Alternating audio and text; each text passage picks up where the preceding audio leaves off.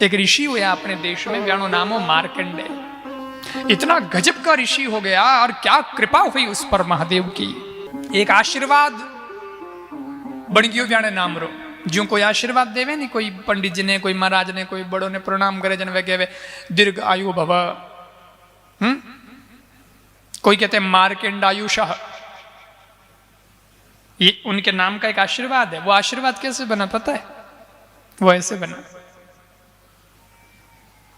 इनके पिता का नाम था मुरकुंड, मार्कंडे के पिता का नाम मुरकुंड, माता मनस्विनी देवी। पुत्र नहीं था तो आराधना करी भगवान की, भगवान की तपस्या करी तो भगवान प्रकट हो गए। और जो भगवान प्रकट हो गए तो कहा वरदान मांगो, क्या चाहिए? तो इन्होंने पति पत्नी ने कहा कि हमें पुत्र नहीं है, हमारे आगे वंश कैसे चलेगा, संतान चाहिए, ऐसा वैसा, वो तो हमको बेटा चाहिए। भगवान बोले आपके भाग्य में बेटा तो है ही नहीं। अरे नहीं प्रभु, आप तो सब कर सकते हैं ना, आपके तो सब हाथ में है। किसी के कैंसिल करना भी आपके हाथ में है और किसी को दे देना भी आपके हाथ में है। तो आप भाग्य बदल दो। आपसे बड़ा कौन? धनी रो धनी कुण थे तो दुनिया रो धनी हो थे तो चाहो जो ते लिखो जो कानून हो जावे।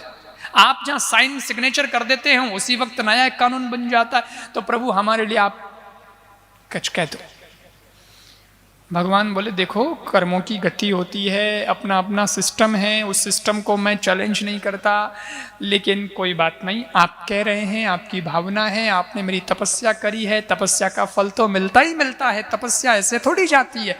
तो चलो मैं आपको वरदान देता हूं कि आपको बेटा होगा, पुत्र रत्न की प्राप्ति होगी। पर एक शर्त है,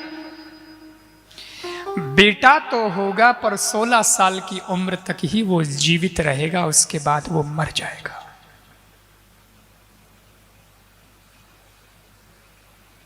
ये भी कह दिया 16 साल तक तुम उसको रखोगे, उसको देखोगे, फिर नहीं। भगवान तो अंतर ध्यान हो गए, लेकिन अब जो है सो है, 16 साल तो कम से कम बेटे का सुख मिलेगा। और मनस्विनी देवी को बेटा हुआ, बड़ी प्रसन्नता, पिता भी बड़े खुश, आज मैं पिता बन गया, मेरे बच्चा हुआ, मेरे बच्चा हुआ। भगवान की प्रसाद, ये भगवान का आशीर्वाद मिला। ये भूल गए कि 16 साल तक का ही है, वैलिडिटी इतनी है। उस वक्त तो बहुत खुशी से नाचे कूदे झूमे, मेरा बेटा मेरा बेटा, खूब लाड़ दुलार करने लगे। बच्चे का भी बहुत मन माता पिता में और माता पिता का भी मन बच्चे। धीरे धीरे धीरे धीरे बेटा बड़ा, और जो बेटा बड़ा होता है, और प्रतिभाशाली बेटा कम नहीं था, बहुत प्रतिभा थी। माँ बाप उसकी प्रतिभा देख देख कर अंदर ही अंदर बहुत खुश होते हैं, हमारा बेटा कितना बढ़िया। पर जब वो 15 साल का हुआ, उसके बाद याद आने लगी भगवान की बात कि 16 साल ही जिएगा, 1 साल और बस, उसके बाद तो ये हमें छोड़ के चला जाएगा।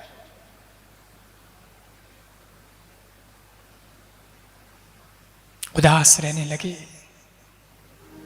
बच्चे ने नोट किया कि आजकल माता पिता बहुत उदास रहते हैं, रोते रहते हैं, क्या बात, बताते कुछ नहीं।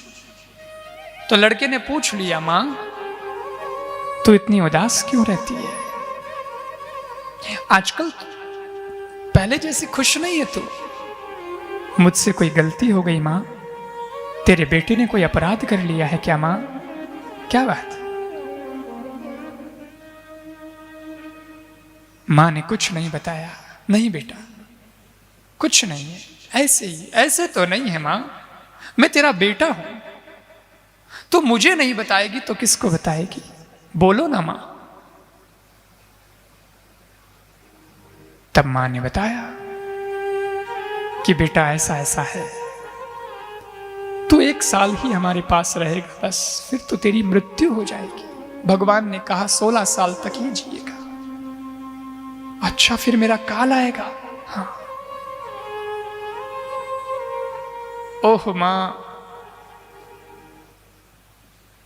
तो ये काल को नियंत्रित कौन करता है?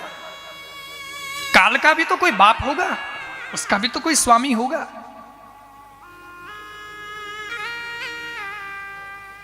बोले बेटा उसका स्वामी तो भगवान है, कालों का काल तो महाकाल है, महादेव है।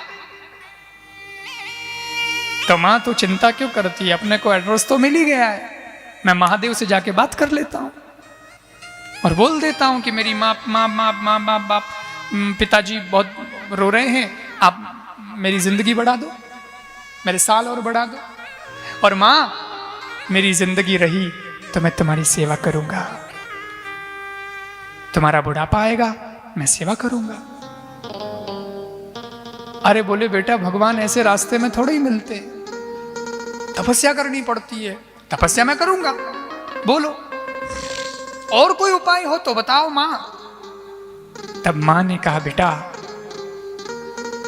एक तो महादेव हैं कालों के काल, वो चाहें तो काल को कुछ इधर उधर कर सकते हैं, और एक दूसरी शक्ति और है, क्या? आशीर्वाद में बहुत बड़ी शक्ति है। तेरे को जो दिखे सो उसको प्रणाम करना शुरू कर दे। अगर तेरे को लोग भरपूर आशीर्वाद देना शुरू कर दें कि खूब जियो बेटा, खूब खुश रहो, क्योंकि जिसको प्रणाम करेगा वो कोई न कोई तो आशीर्वाद देगा। कोई कहेगा धनवान हो, कोई कहेगा पुत्रवान हो, कोई कहेगा लंबी उम्र हो, दीर्घायु भव, दूध होना हो, कुछ न कुछ तो कहेगा।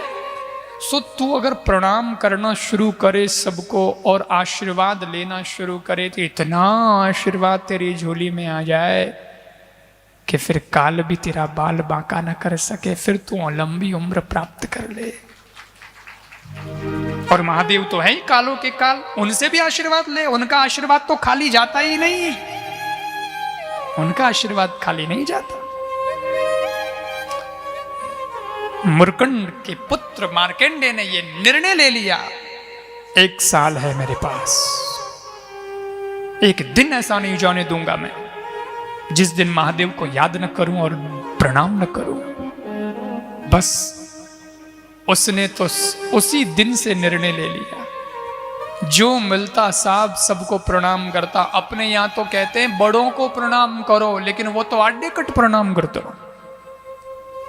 छोटा मिल गया तो उसको भी प्रणाम, बड़ा मिल गया तो उसको भी प्रणाम, माता जी मिल गई उसको भी प्रणाम, बहन जी मिल गई उसको भी प्रणाम, पिताजी कोई मिल गया उसको भी प्रणाम, पुरुष कोई भाई मिला, कोई मिला उसको भी प्रणाम, मित्र मिला उसको भी प्रणाम, सबको प्रणाम करता गया। और वो जमाना, वो युग जब सब लोग आशीर्वाद बड़ी आत्मा से, नाभि से देते थे, मुंह से नहीं मन से देते थे, और सब उसको कहते थे दीर्घायु भवा बेटा, दीर्घायु भवा बेटा, दीर्घायु भवा, तेरी खूब लंबी उम्र हो जाए। अंत में महादेव की तपस्या करी और महादेव को भी आशीर्वाद देने को मजबूर होना पड़ा। महादेव बोले जा दीर्घायु भवा, काल भी तेरा बाल बांका नहीं कर सकता। 16 साल पूरे हो गए, काल आया तो सही, पर महादेव की कृपा और लोगों का आशीर्वाद उसका कुछ नहीं बिगाड़ पाया। उसकी उम्र लंबी हो गई, 100 वर्ष तक की। तब से एक आशीर्वाद पड़ा जिसको मार्कंडायुष कहते हैं। इसलिए आज भी विद्वज्जन कहते हैं भैया मार्कंडे जैसी उम्र हो जाए, इतनी उम्र तुम्हारी हो जाए। यह है प्रणाम का लाभ। इसलिए प्रणाम करने से हम छोटे नहीं हो जाते। शास्त्र कहता है अभिवादनम शीलस्य नित्यं वृद्धोऽपि सेवितम् चत्वारि तस्य वर्धन्ते आयुर्विद्या यशो बलम्।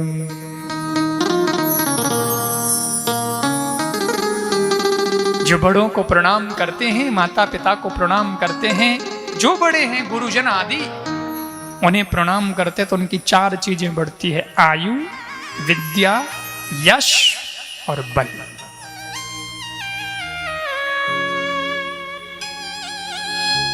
यह है हमारी संस्कृति। हर एक छोटी छोटी एक्टिविटी के पीछे बहुत बड़े बड़े कारण छुपे होते हैं। और तो और एक बात बताऊं और आपने फायदो, प्रणाम करे नहीं मोटोड़ा ने रोज जुगजुकन तो कमर तो कोनी दुखे और मने ठान, क्योंकि झुकतो रहे योग होतो रहे। आजकल तो झुकन प्रणाम करे ही कटे। आजकल तो हमें कोई हासून दादी सासून कोई होवे तो बउआ आवे, बउआ आ परी इन प्रणाम की कर करे यूं गोडा हाथ लगाए खाली इतनी झुके प्रणाम करू सा। अरे गोड्डा ने कहीं प्रणाम करे, गोड्डा में पड़ियो कहिए सिर्फ दर्द रे सिवा और कही गोड्डा तो अगड़ा दुखे आज के पचले आशीर्वाद देवनो चाहे तो आशीर्वाद दी की कर दे, पूरा झुके ही को नहीं। शीश झुके आशीष मिले।